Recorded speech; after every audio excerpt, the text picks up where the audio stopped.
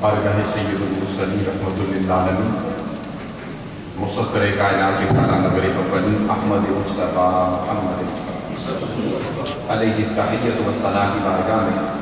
ذوق شوق محبت اور الفت کے ساتھ بآواز بلند ہدیہ درود و سلام پیش کریں۔ السلام علیکم وعلی آلہ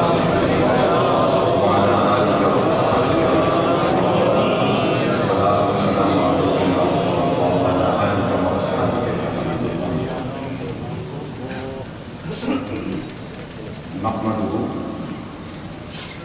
نحمده ونصلي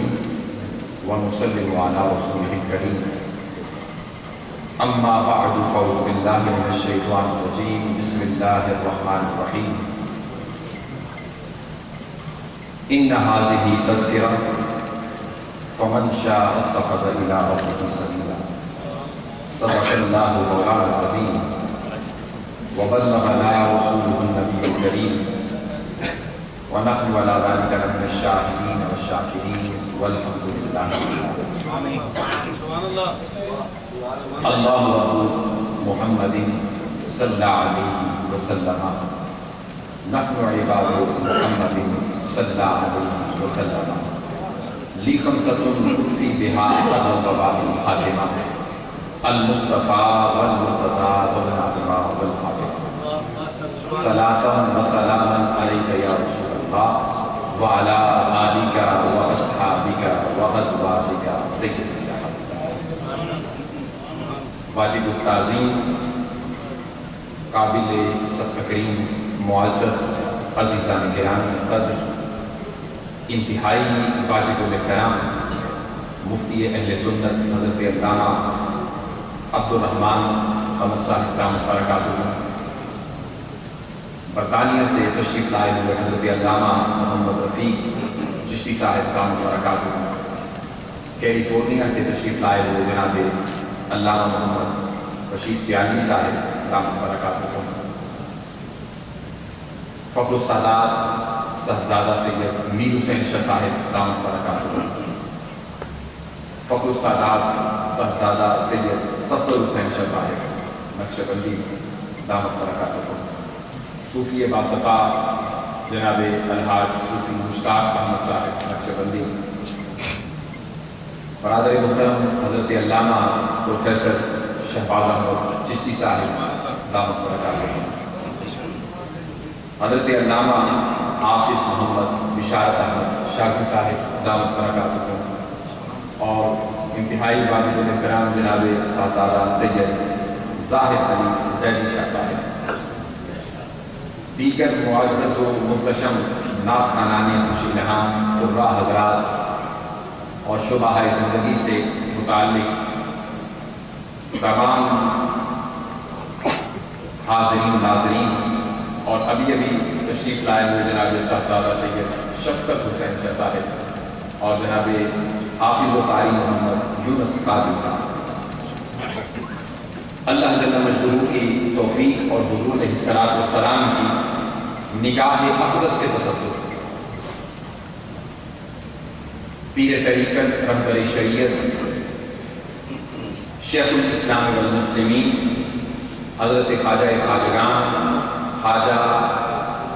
حافظ محمد قمر الدین سیالوی صاحب نور اللہ مرتضی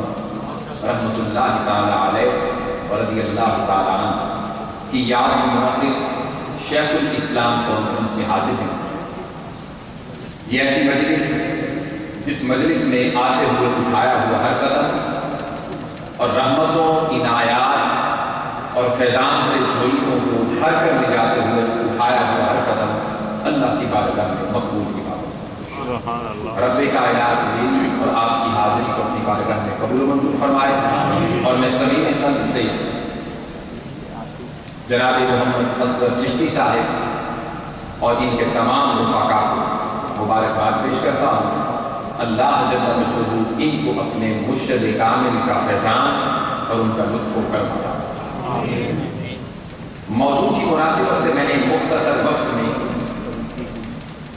جو آیہ کریمہ عنوان گفتگو کے طور پر تلاوت کرنے کا شرف حاصل کیا ہے وہ اسی کے مطابق جو مجھے موضوع دیا گیا کہ شخصیت شیخ الاسلام پر بات کی جائے، ان کی ہم یاد میں جن لوگوں نے یہاں پر یہ محفل اور مجلس منعقد کی، ان کے سینوں کو انہی واقعات سے روشناس کروایا جائے اور بہریات کیا جائے تاکہ مرشد کامل کی یاد تازہ ہو۔ تقاریر تو ہوتی رہتی ہیں۔ اللہ رب العزت نے فرمایا ان ھذہ تذکرہ، قرآن مجید یہ ایک تذکرہ ہے، نصیحت بھی ہے، لیکن سوانح کے پوائنٹ آف ویو سے لیا جائے،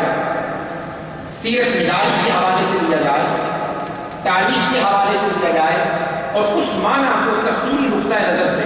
اجاگر کیا جائے تو قرآن مجید فرمایا ان ھذہ تذکرہ، کہ یہ تمہارے سامنے جو قرآن ہے حضرت آدم سے لے کر عیسیٰ ابن مریم تک انبیاء علیہ السلام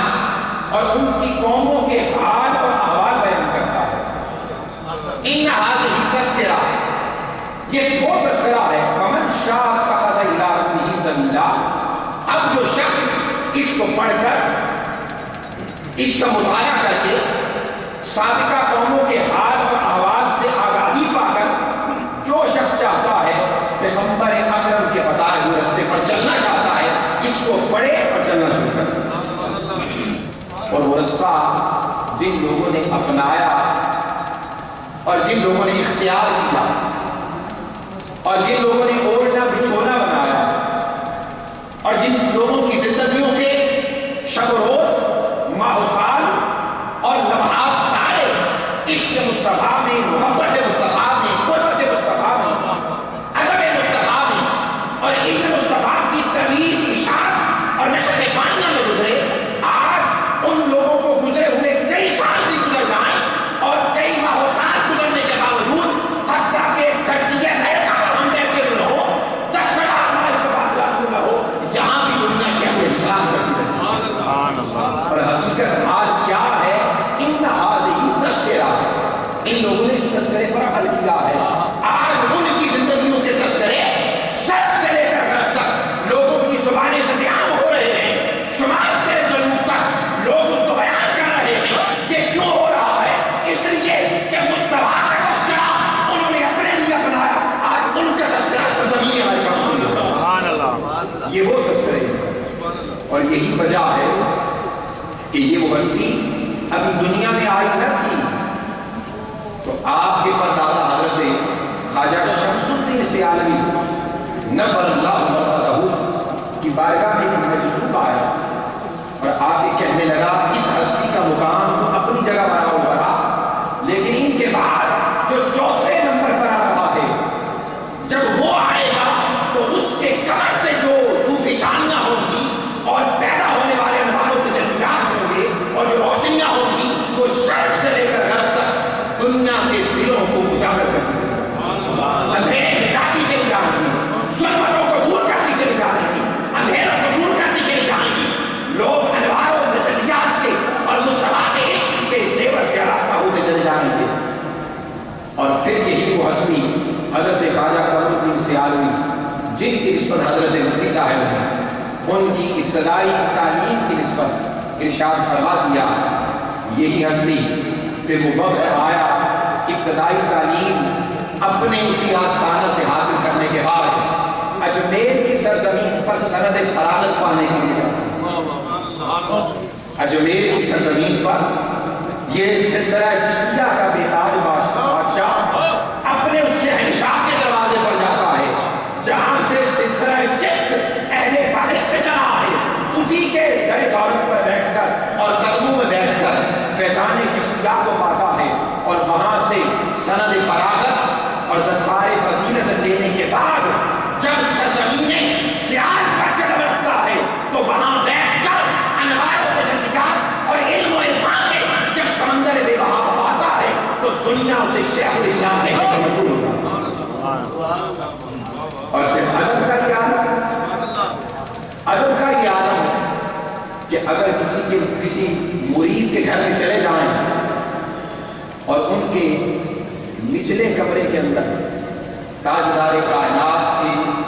نالین پاک کا نقش مبارک اگر لگا ہوا ہو اور مرید صادق کہے حضور آپ نے اوپر تشریف رکھنی ہے، نیچے عام لوگ بیٹھے تھے، اوپر گئے، خیال آیا نیچے تو سامنے دیوار پر تاجدار کائنات کے نالین پاک کا نقش مبارک اور اس کی تصویر لگی ہوئی ہے، اور قمر الدین تیرے پاؤں اس چھت پر اس نقش مبارک کے اوپر ہو رہے ہیں۔ آپ اوپر سے اتر کر نیچے آ گئے اور نیچے آ کر کہا اس نقش کا مقام میرے قدموں کے نیچے نہیں، قمر الدین کے سر کے اوپر۔ یہ عادت کی بات ہے۔ اور آپ کے ایک مرید حمدانی شاہ صاحب جنہوں نے آپ کو کراچی دعوت دی کہ حضور آئیں، میں آپ کو حضور علیہ السلام کا نور مبارک پیش کرنا چاہتا ہوں۔ لوگ بتاتے ہیں ابھی آپ بہت بیمار تھے، علیل تھے، جسم میں نقاہت و کمزوری تھی، لیکن حضور کے نور مبارک کی خبر سنی کہ تاجدار کائنات کا نور مبارک مجھے ملنے والا ہے۔ سرزمین سیاح سے سفر شروع کر دیا، کراچی پہنچے، جا کے نور مبارک لیا، آنکھوں پہ لگایا، سر پہ رکھا اور رکھ کر ان کے گھر سے پیدل اسٹیشن پر تک چلنا شروع کر دیا۔ لوگوں نے کہا حضرت آپ بڑے علیل ہیں، نقاہت ہے، کمزوری ہے، جسم میں شکل نہیں، بیمار ہیں، لیکن آپ پیدل چل رہے ہیں۔ فرمایا دیکھتے نہیں میرے سر پر کون ہے؟ قمر الدین، ایک قمر الدین، ہزار قمر الدین بھی ہوں تو اس نور مبارک کی ایک جھلک پر قربان ہو جائے، ایک نظارے پر قربان ہو جائے۔ تو آپ نے حمدانی شاہ صاحب کے گھر سے لے کر اسٹیشن تک نور مبارک خود اپنے سر پر رکھ کر پیدل سفر کیا۔ مریدین کی تعداد اور ان کا پھر کچھ پورا جلوس پیدل چلتا رہا، جن میں بڑے بڑے افسران بھی تھے، دنیا دار بھی تھے، بڑے بڑے حکمران بھی ہوں گے، بڑے بڑے دنیا دار ہوں گے، لیکن وقت کا بیتاج بادشاہ، علم و عرفان کا بیتاج بادشاہ، تاجدار کائنات کے نور مبارک سر پہ اٹھا کر حمدانی شاہ صاحب کے گھر سے چل کر اسٹیشن پر چلا گیا، اور پھر مدینہ طیبہ حاضر ہوتی ہے۔ آپ کے شاگرد مولانا صاحب بیان کرتے ہیں مدینہ طیبہ پہنچے، عاجزی، انکساری، خشوع، خضوع، ادب، احترام، تعظیم، والہانہ اور دینی تھا کہ آج تک کسی کا اتنا نہیں دیکھا۔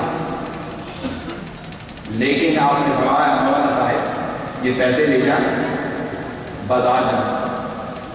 اور میرے کفن کے لیے ایک کپڑا لے کر آئیں۔ وہ کہنے لگے میں یہ حیران ہوا